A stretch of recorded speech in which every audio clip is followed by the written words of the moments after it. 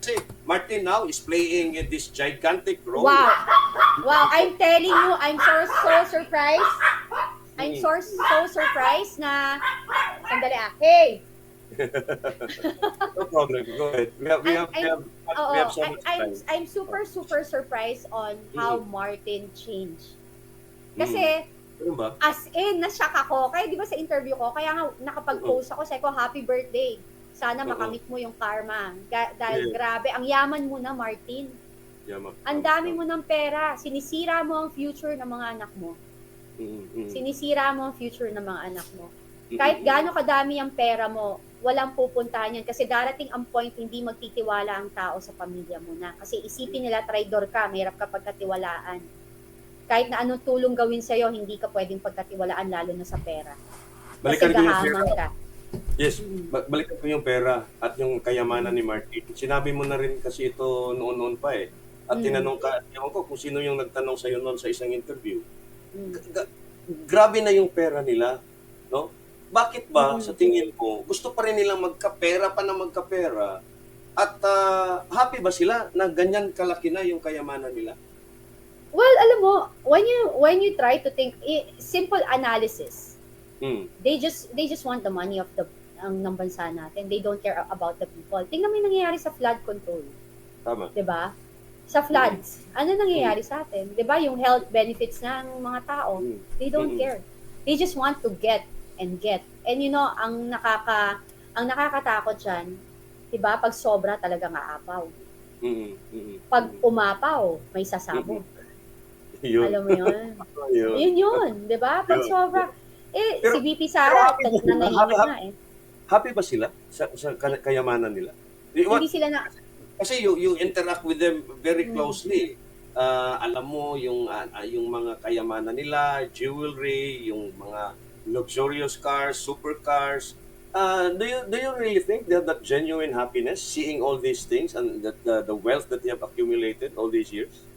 I don't think so. I think it's part of insecurity in a way. Kasi like, you have so much money na, di ba? Tapos, kasi ako, na-experience ko yan eh. Hindi naman ako talaga naging masaya. Alam mo yon, yung parang, it's like, kino-cover lang nila yung kulang. Kino-cover lang nila yung kakulangan. Hinahanap pa nila. At saka wala silang they don't have closer relationship sa Panginoon. If you have, ako talaga, I'm not telling everyone na maging holy kayo. I'm just telling you, ako naramdaman ko yung pagiging confident ko right now, yung peace sa heart ko. Nakuha ko lahat sa Panginoon. And hindi mababayaran. Ibang level yung binibigay niya sa akin, pagmamahal. Na hindi kayang mapunuan ng kahit na anong material na bagay. Yun ako ngayon. And yun sila. Kasi if you're really content with your life, hindi ka ganyan eh. 'Di ba? Yung siguro si Martin, meron siyang hinahanap sa sarili niya, yung insecurities niya, doon niya pinupuno. That's the way I see it. Kasi karamihan naman mayaman na kilala ko na grabe mamili ng mga gamit, hindi talaga pogi. Buti na lang wala akong pera. Buti na lang, no?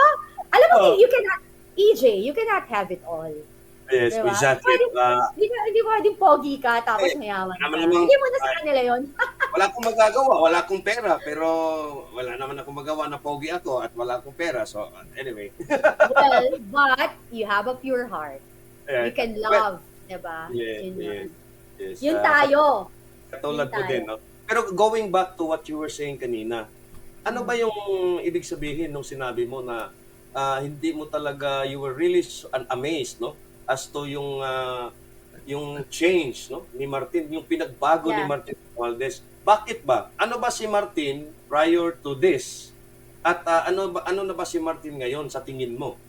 Okay. Ano ba siya noon? I think he was surrounded with the wrong group of people. That's how I see it. Okay. Kasi dati, ang pagkakilala ko sa kanya, mabait siyang tao. Mabait as in, anong klaseng bait? Humble. Hindi siya mayabang. Mahinahon. Mahinahon talaga. Okay. Mahinahon talaga. Hindi ko talaga, eto sasabihin ko to talaga publicly. Tulad din ni BBM. Kasi si BBM, ganun, hindi confrontational ang dalawa, ang magpinsan. Yes. Pero si Martin kasi mas maano siya eh, mabiro.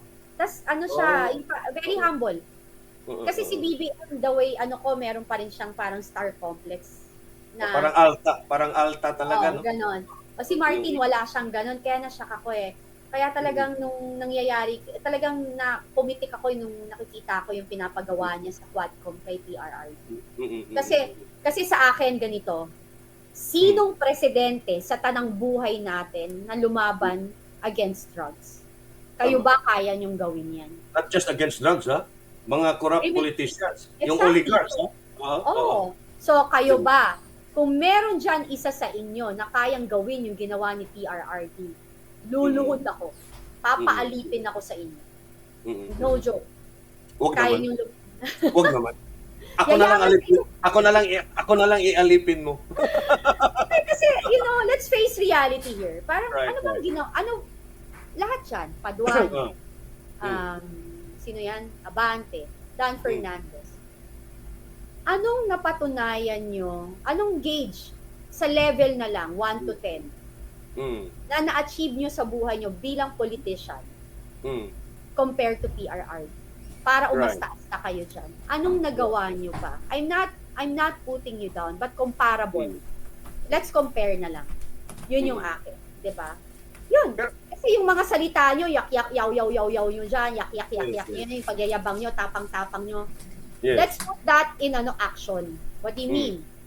mm, If you're really pro-people, defend the people, mm, not the mm, criminals. Yun sa mm. akin. Pero yun na nga, no, you said Martin was very humble, no, before. Mm, mm, Mahinahon, mm, mapagkumbaba, mapagbiro, no? Yun ang mm, sabi mo, no? mm. Ngayon ba, ano na ba siya ngayon sa tingin mo, Miss Cathy? Ano na ba siya ngayon? At ano ba talaga ang nag-udyok sa kanya na magbago ng kanyang personalidad or ng kanyang motibo, no? So to speak. Yeah.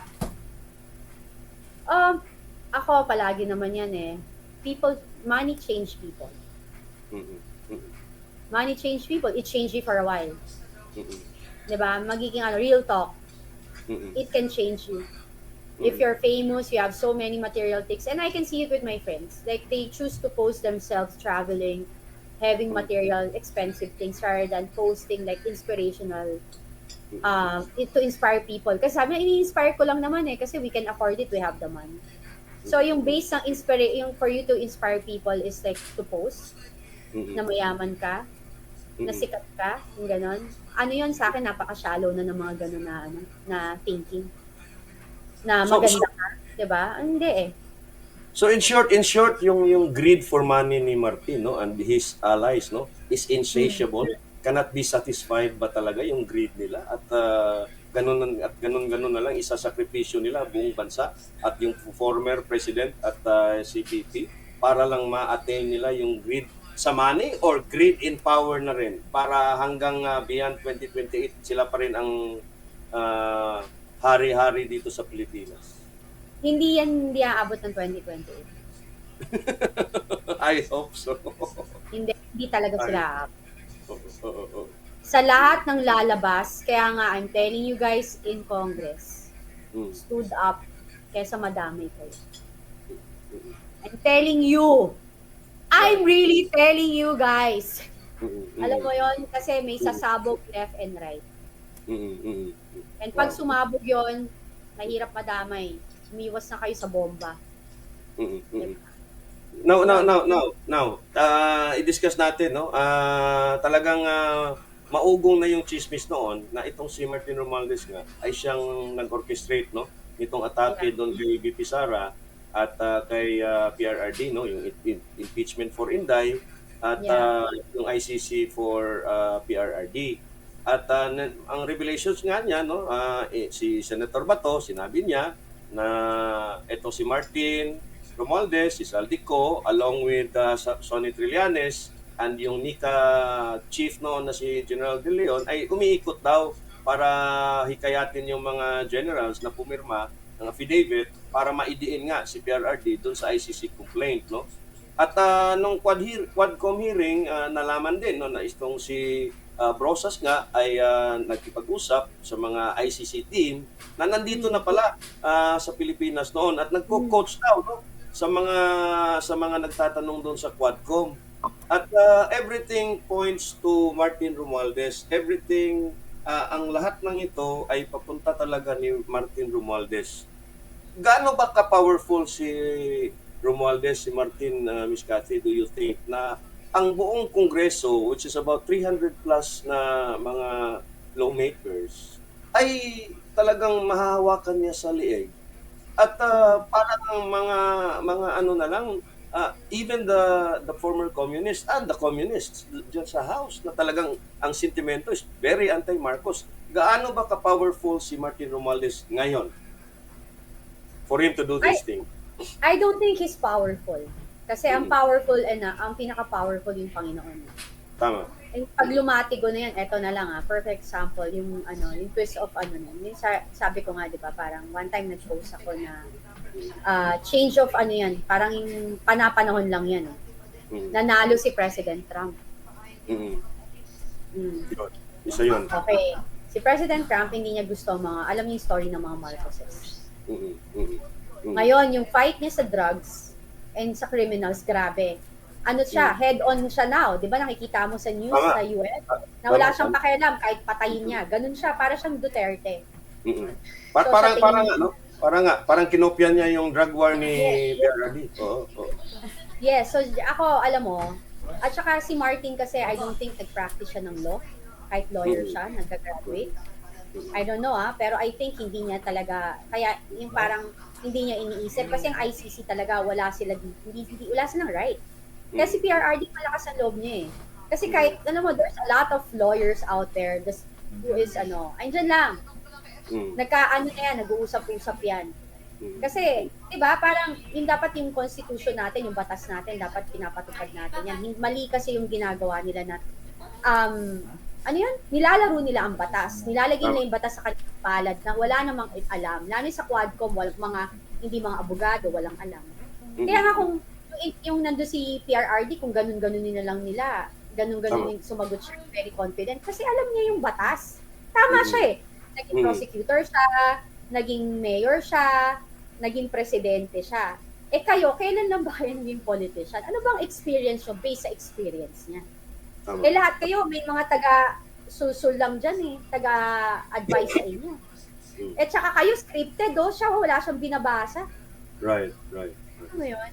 So si Martin, I think he's powerful enough. It's all about money. Power. Yan. Right. Pero nakita mo ba yung TikTok ni Attorney Sal Panelo na magsasampa na raw ng libel cases si PRRD against Sonny Trillanes? At nakita mo ba rin girian nila doon na halos mahampas na ng microphone ni PRRD? At alam mo, nandun sa gitna si Leila de Lima. What's your take on the ano bang nakita mo doon? Ano bang parang istorya mo doon? Alam mo, kinakahiya siya ng kapwa niya, yung mga military, yung ganon, kapulisan, kinakahiya talaga siya. Parang sabi niya, anong pinagagawa nito? Papansin na to, lahat na lang. Kasi, again, like yung nangyari nga kay Leila de Lima, kung talagang may kaso kayo, ba't hindi nyo ginawa? Tama si Jinggoy that time na, di ba powerful ka? Bakit wala nangyari? This is all, alam mo, sayang nga yung pera ng bayan. Tingnan mo yung ginagawa nila sa Kongreso. Imbis na ayusin na yung mga batas, nagbibida-bidahan sila dyan para maging mga judges or lawyers. They're not even lawyers. They don't have the right at all. Kaya nga katangahan na yan. Alam mo parang yung sinasayang yung pera ng bayan. Pinapasweldo kayo. Alam naman natin the reason why the more tumatagal, the more maraming nagtatanong, maraming nag-a-attack, mas malaki bayad sa inyo. Tama. Diba? What do you think is na yung pagpunta ni VP Sara doon? Kagagaling lang niya sa Senate hearing sa budget ng Office of the Vice President at parang ni-restore ata, no? I don't know ano yung final amount ng budget kasi 'di ba tinanggalan ng halos 1.2 billion, ginawa na lang 733 million sa House. Sa Senado daw sabi parang ni-restore, I don't know how much ang ni-restore, no? Pero ano ba 'yon bilang isang ina no? Mm. Halimbawa, no, kapareho ang dinadanas kay PRRD. At nandun si Inday Sara sa likod mo at all throughout the hearing at nandun pa nga sa labas sinalubong si PRRD. Ano ba sa tingin mo ang nagawa noon, no, nung pagbisita ni Inday at yung paglabas ni Inday until such time na natapos yung hearing? Ano ba yung tingin mo yun? Ano ba parang ano ba yun sa kalakhang Pilipinong no, populasyon? What was the implication of that show of support, no, from a daughter who is the current vice president and hopefully our next president sa kanyang tatay na former president? Ano sa tingin mo, Miss Cathy, bilang isang ina at bilang isang Yeah. anak na? Oo, oo. Ako, ano lang, 3 words. I got your back. Wow. Wow. I got your back, Papa. Wow. Parang, in a way, apologies Mm. na, ayan, iyak na naman ako. Iyakin ako. Lahat ng Sorry. interview ko, umiyak ako eh. Ganyan talaga ako. Alam mo Oo, yun? oo. So, Oo, oo. Mm. parang I got your back. Mm. We're family. Mm. Mm. Na hindi kita pababayaan. Mm. Ayan, iyakin ako. Guys, matapang pero iyakin. Iba kasi. Alam Ibang mo, iyak niya. oo, kasi ako kasi I'm really close to my father. Mm. So, Mm. ganun yun. Mm. Parang, sorry Papa or Dad or whatever he calls his father. Mm. Pero I promise you, yung laban na to, Mm. hindi ako aatras. And ipagtatanggol ko tayo. Wow. Kasi nasa tama tayo. Yun. Yes. Diba? Batuhin na nila, sabihin na nila yung gusto nila sabihin, pero alam mo ang Panginoon talaga, hindi yan. Hindi yan. The reason why inaalaw ng Diyos na gawin nila lahat to, lahat ng mali, lahat ng pangit, lahat ng masama, para makita ng tao kung gaano sila kasamang mga tao. Mm. Yun. Yun yung nakikita ko doon. And I'm so happy. Ako din, no, I was really so happy. It was very heartwarming yung nagmamano siya sa kanyang tatay na nakaupo Yeah. doon, na siya lang mag-isa halos, and then nagmano na ulit siya doon sa after sa hearing at nagbiruan yung magtatay nung nagtanong pa yung matanda, kumusta, nakita mo, kumusta yung performance ko? 1 to Yeah. 10. Sabi ng Ang cute nun. ang cute na, no? Talagang oo, tama, no? So, Si Sarah, Sige, si go. Sarah mahal niya talaga yung tatay niya. Of course, no? Of course. At Kaya kaya nga nga, yeah, mahal go, din go, ng sorry. buong Pilipinas. Kaya mahal din ng buong Pilipinas. Lalo na kayo din, di ba? So, go ahead. Mm-hmm. Hindi, mahal niya talaga yung dad niya. Kasi, kaya nga siya nag-abogado para sa tatay niya rin. Diba? Yun ang narinig ko. Kasi gusto niya talaga na sa medical field. But what I heard, if I'm not mistaken, is yung sinabi ng dad niya ata in one, I don't know, campaign or sortie or whatever. Sana meron isa sa anak ko mag-abogado. He always, he really loved his dad. They love their father. You know, Dutertes are very, very close. They may have yung misunderstanding nila, pero as with all other family, di ba? yeah, sila ano talaga close. Makikita mo what type of wala namang perfectong relasyon, but makikita mo talaga iba, solid talaga ang samahan nila. And ako sabihin niyo na lahat, ako kasi parang sige, masama si Digong, bastos si Digong, pero even yung nagmumura siya, gusto ko na ng ganung presidente, yung totoo, kasi nagmamalis na super composed, na kunwari edukado, pero pagtalikod, napakababastos, na mga magnanakaw, na sinungaling, alam mo yun, wag na. Pero ano din, Miss Cathy, no? After the hearing, marami ding mga Pilipino na anong tawag dito, na disappoint, no? Kasi sobrang awa nila kay PRRD doon. Kasi 8 hours na sa Senado, halos 12, 13 hours, almost 14 hours diyan sa Congress. Ang gusto nila, maglabasan na kayo. Ano ba kayo diyan, mga Pilipino? Ganyan, no? So, nag-live ako kahapon at may isang post ng kaibigan ko si Jun Nabines, no, na nakakaantig din ng puso, no. Pero do you think na ang mga Pilipino, yung the majority of Filipinos ay medyo nakukulangan pa mga ginagawa ngayon ng gobyernong ito at bago lumabas, lalo na yung mga militar, you have friends in the military. What do you think yung sentimento ng majority Filipinos at yung mga militar at yung nasa gobyerno? I know you still have friends in high places. Mm. Ano ba yung mga sentimento nila after the hearing? Ako, ang masasabi ko yung para sa mamamayang Pilipino, I think they have enough evidence or like proof na hindi talaga okay ang nangyayari sa ating bansa right now. Yun nga, 'di ba? Ito na nga yung bagyo. Yan na yung ultimate, very Okay. ultimate yan. Yan na yung gauge nyo. Tapos yung sa military, sa mga kilala natin dyan, Mm. maghintay na lang.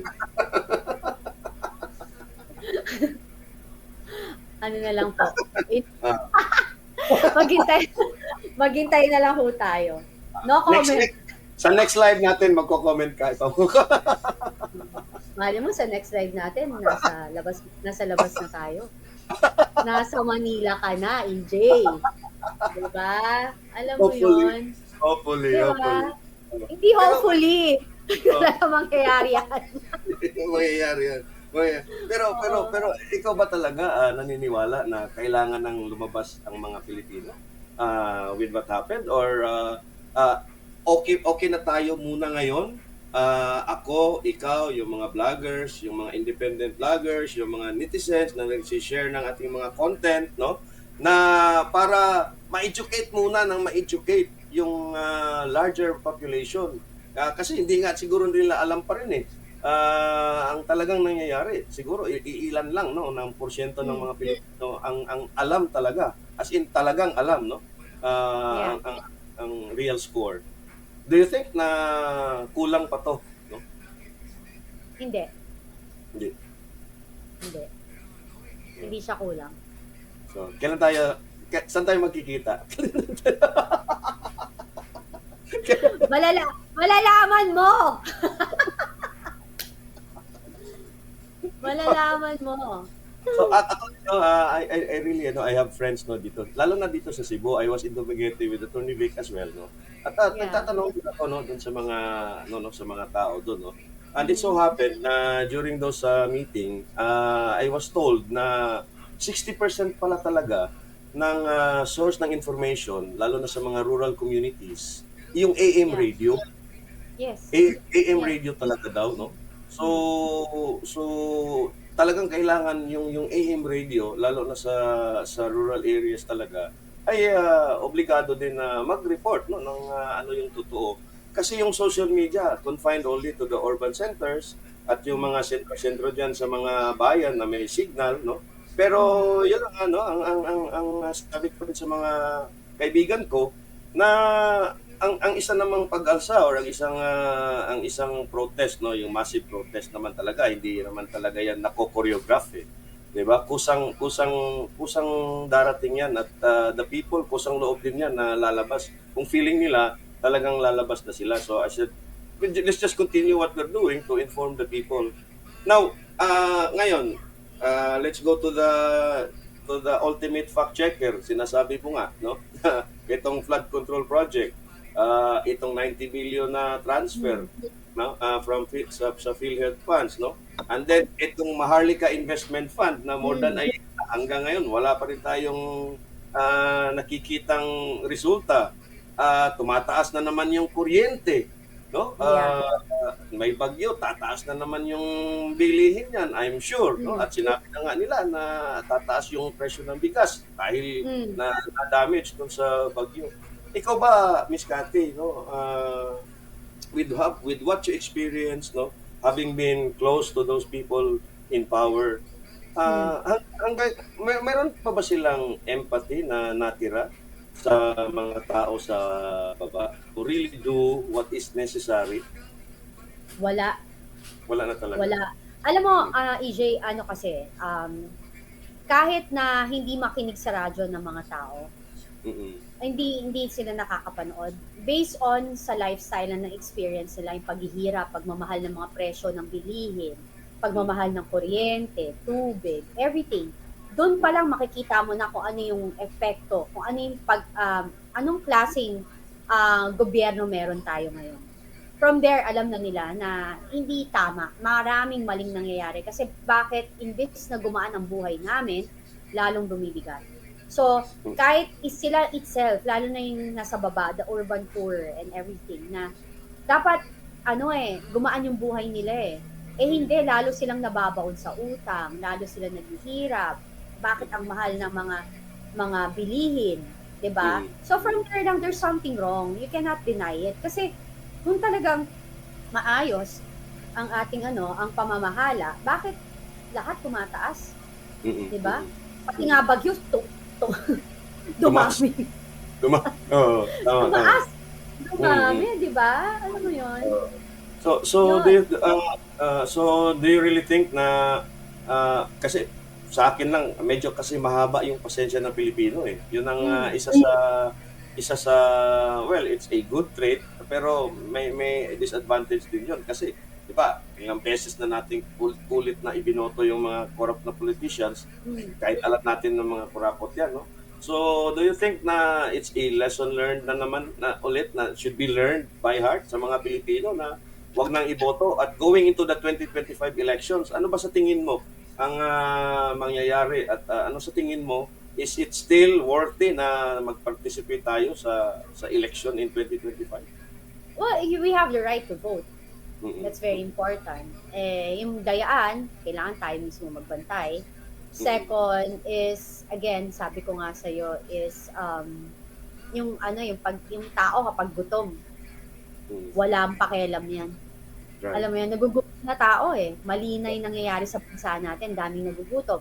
Yung pagdamutan mo lang ng PhilHealth na fund, yung mahihirap, di ba? Is malaking bagay yon. Kasi pag nagkasakit sila, wala talaga silang pera eh. Di ba? Anong klaseng pag-iisip meron kayo para i-transfer yung pondo na yun pa? Dapat ibigay nyo na lang. Di ba, we only need 45 million para raw malibre yung mga payment ng bills sa hospital na mahihirap. Rather than giving it to PhilHealth or i-donate or ipagbalat, kinuha pa nila yung pondo. Diba? It's all about what they can get from this country, from kasakaban ng bayan. Kung ano yung makukuha nila. Nakaw. Yun lang. Tama. Pag nanakaw na talaga, no? At ang hirap talagang, sinabi nga ni Attorney Vic, no? Mahirap daw mahalin ang Pilipinas at Pilipino, but we should never give up on the Filipino. At pabiro ka naman sinabi na mas madaling mahalin yung single mom na may 5 anak. Eh. Ganun pa? Ang swerte naman nun. pero do you promote ba na pumunta tayo sa at we scrutinize every candidate na talagang dapat iboto natin at importante ba na we participate in the discourse at usisahin natin at tanungin natin yung mga gustong magiging senador para malaman natin kung ano ba talaga ang what they can bring to the table, something new. Yes. I wanted to do that kasi talaga ako, I think that's one of God's rin sa akin na parang I go out there and campaign for other Senate na naniniwala ako na makakatulong sa ating bansa. And right now ako kasi I believe na dapat ang inuupo natin hindi lang artista, hindi lang sikat, alam mo yon. Kailangan may alam sa batas. So ako, kaya yung mga sinusuportahan ko, most of them are lawyers, di ba? Si Kong Marcoleta, Attorney Rodriguez, tapos yung talagang may alam kung paano tumulong sa kapwa niya, at may malasakit, Pastor Tibuloy, sa health naman, si Doc Willie O. Tapos yung isa ko pang gusto is like, kakagraduate lang as a lawyer. Si Jimmy Bondo. Kasi entertainment industry, so I think kasi like, sa entertainment, marami kasi hindi nakakaintindi ng batas at politics. He will be a good source of learning for entertainment and support also. Na ma-explain niya yung side kung ano yung nangyayari sa bansa natin. Hindi lang yung kung ano yung nangyayari sa mundo nila. Yun. Diba? Miss Cathy, it's 11:23. I think I won't hold you kasi may importante ka pa mamayang 1 p.m. No? Yeah. Okay lang. Okay Tayo lang ba? magbabalik. We can Oo, extend? walang problem. Yeah, we can. We can. Babalik lang tayo. Babalik na lang muna siguro tayo, no? Yes. I still Oo. have so many questions to ask you, no? Mm. Mm. Again, last question na lang, Miss Cathy. No? Last question. Hanggang saan mo ba dadalhin tong laban na to for the country, for your kids, mga apo mo din, no? In the future at yung pamilya mo. Hanggang saan ang isang Cathy Binag na tatayo at will speak up, no, against the evils of this government, no? Hanggang kailan, hanggang saan mo to dadalhin, no? I will give you 5 minutes to articulate your position at hikayatin yung mga nanonood sa atin na ngayon ay nasa 6,100 viewers na. Thanks to you and your beautiful face. Nagka-6,000 viewers tayo. So, Yeah. hanggang saan mo to dadalhin, Miss Cathy? Hanggang saan? Ang laban na to. I'm sabi ko nga, my loyalty is my currency. And my principle is the blood, ano yun ang dumadaloy sa dugo ko. Okay? So, hanggat ako'y may hininga, ilalaban ko to. Whoever is like sitting there, basta nandun tayo sa tama, sa guidance sa ating Panginoon, wala ho dapat tayong ikatakot. And hindi tayo dapat matakot. Again, sila ho ang matakot sa atin kasi tayo ho ang bumuboto para sa kanila. Tayo ho ang naglagay sa posisyon na meron sila. And yung power na feeling nilang kanila, hindi ho kanila yan. Kasi yan ho ay temporary lamang na ibinigay sa kanila sa posisyong kanila ngayong kinalalagyan. Kinalagyan, yes. So, wag ho tayong matakot. Speak up, guys. Tell your story, especially dun sa, again, sabi ko nga, yung mga biktima ng mga drug pusher, drug addict. Kasi yung bakit drug pusher, yung mga pamilya na biktima nun, yung mga anak or pamilyang naghihirap na naging pushers, yung mga anong nangyari sa buhay nyo. Mag-host po ako ng luncheon or merienda somewhere for all the victims of like na naging addict yung anak nila, biktima na rape yung mga anak, nagahasa, namatayan dahil sa mga addict and pushers. Gagawa ako, inaayos ko lang po yan, i-announce ko. Paki-announce mo at baka maka-participate din yung ibang mga katulad ko. Yes, at saka yung mga... It's a very noble, nag-ano lang yan, parang ngayon ko lang narinig yung ganyang, i-luncheon for the victims of the drugs. Opo, para magkakilala-kilala kami, magkwentuhan kami, they tell their stories, then namin yan, ila-live natin para marinig ng taong bayan na gaano kahirap ang maging biktima po talaga ng magkaroon ng kapamilya na na-impluwensya ng droga or nasirang buhay ng dahil sa droga. Kasi hindi ho pwedeng yung EGK lang. Kailangan balance. Kailangan nilang maintindihan saan nanggaling yung mga nasirang buhay and everything. So, ako po sa inyo, sa mamamayang Pilipino, mahalin po natin ang ating bayan. Hindi po dahil lamang para sa ating sarili. Hindi po dahil pag sinabihan kayo, bakit gusto mo lang sumikat, hindi po yun. Kasi ang pinaglalaban po natin dito, hindi lang sa ngayon, hindi po yung present, but also the future. Hindi ba mo natin mapeperpekto ang pagtakbo ng tama at malinis na gobyerno, pero hopefully, slowly, dahan-dahan malilinis natin at may maitalaga tayong mga leader na talaga pong ang intensyon ay malinis para sa bayan. So this is not, one last question, this is no longer about Duterte PRRD, this is no longer about VP Sara Duterte, this is all about the future of the Filipino. Yun ang ibig sabihin.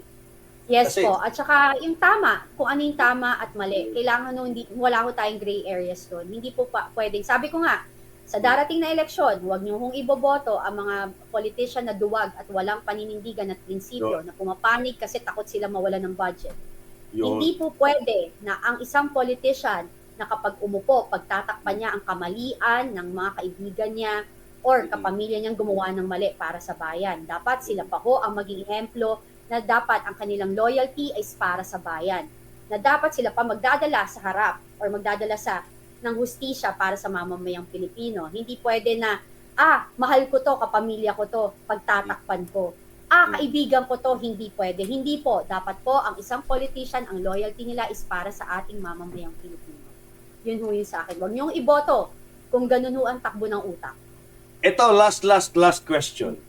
On a lighter note, ano daw yung sikreto mo against stress, At bakit ganyan ka daw ka-presko at ganyan ka pa rin ka-sexy? Ano daw yung skincare regimen mo?